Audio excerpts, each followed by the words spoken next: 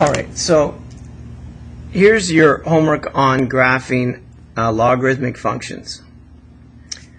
So to start with, understand the parent, and actually that is the parent. There's no transformations there. So that means on the graph of that parent, instead of 0, 1, it's the inverse, so it's 1, 0.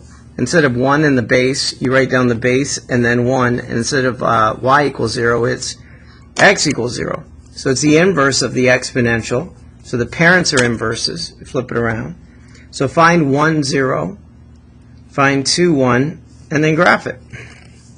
Understand the curve of a logarithm. Notice if it was like this, that could be a curve of an exponential, right?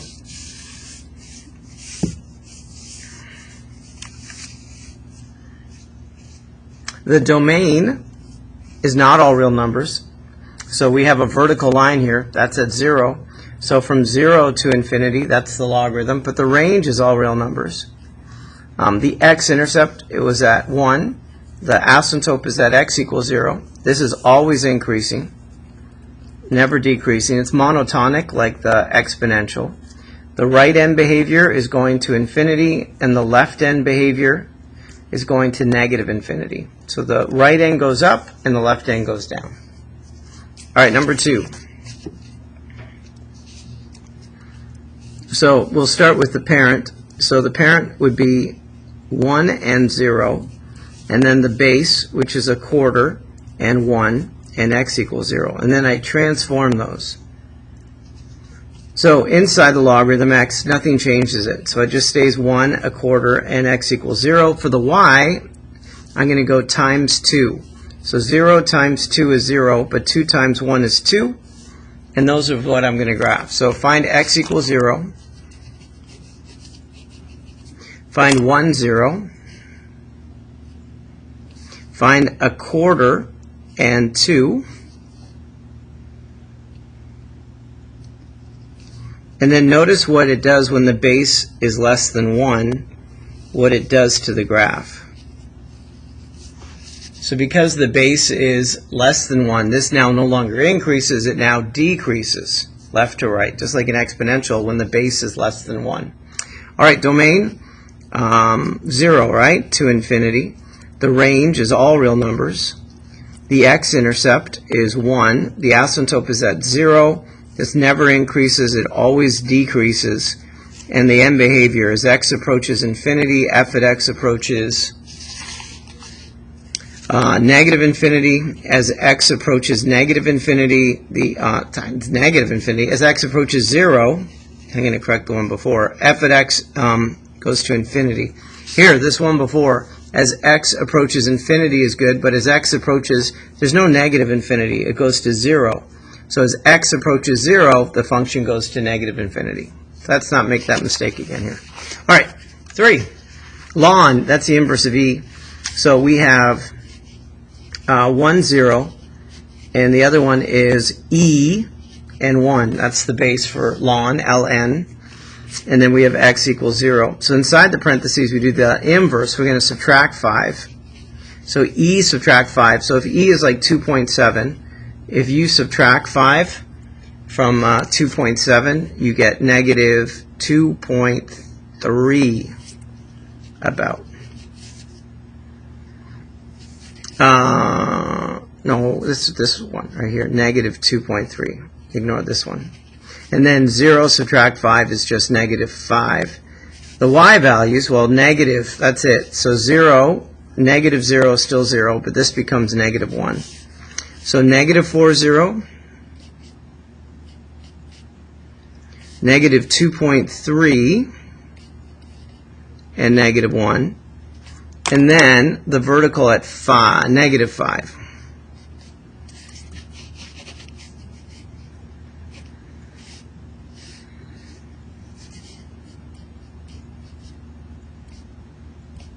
There it is.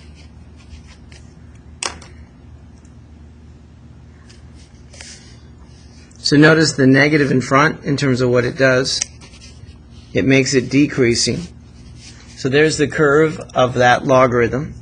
The domain, well, the red line is at negative 5 to infinity. The range is all real numbers. The x x-intercept, I didn't even find the x-intercept. So for the x-intercept, oh, I did, it's right here, right? At negative 4, 0. Ha, I thought the y-intercept. The asymptote is x equals negative 5. It's never increasing, always decreasing left to right. And as x approaches infinity, the function approaches negative infinity.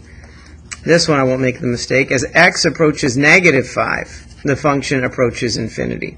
So as far as it goes, negative 5 is the red line for the left behavior.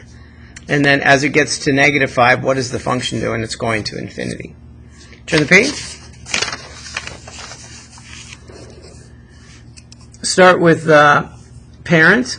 So we're going to start with 1, 0, then the base, which is 3 and 1, and then x equals 0. Inside the parentheses, we're going to add 2.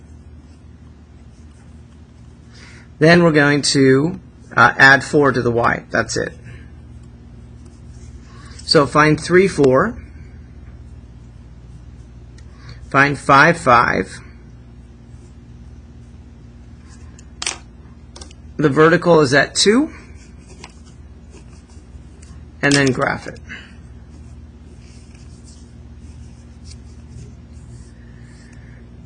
So the domain here, the red line is at 2, so it goes from 2 to infinity. The range is all real numbers.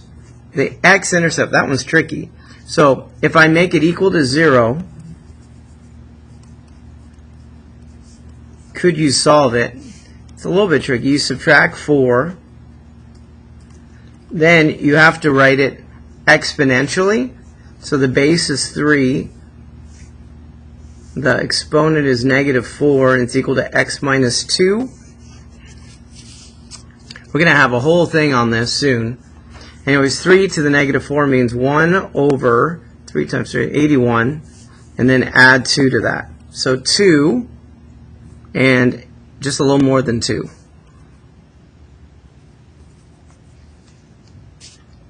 The asymptote, I don't expect you to do this. The asymptote is x equals 2. This is always increasing, never decreasing. And it's as x approaches infinity, the function's going to infinity. As x approaches the red line, it's 2. F at x approaches negative infinity. All right, 2 more. So start with the parent. So 1, 0. What's the base? I don't see 1, so it's 10 and 1. That's called a common logarithm. And then x equals 0.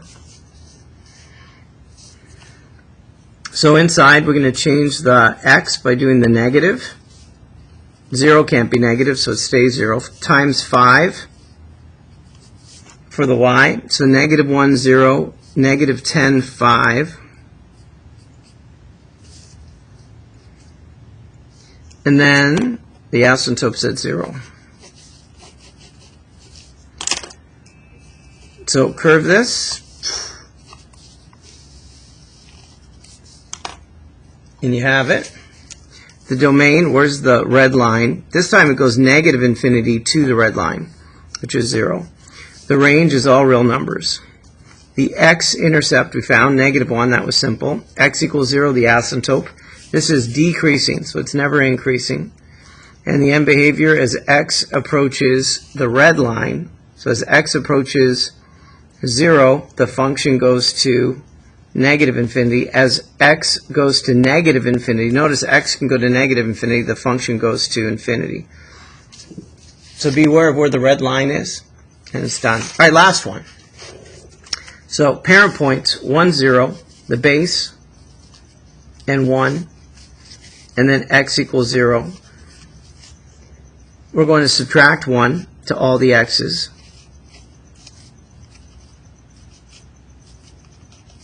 Then we're going to subtract 2 to all the y's.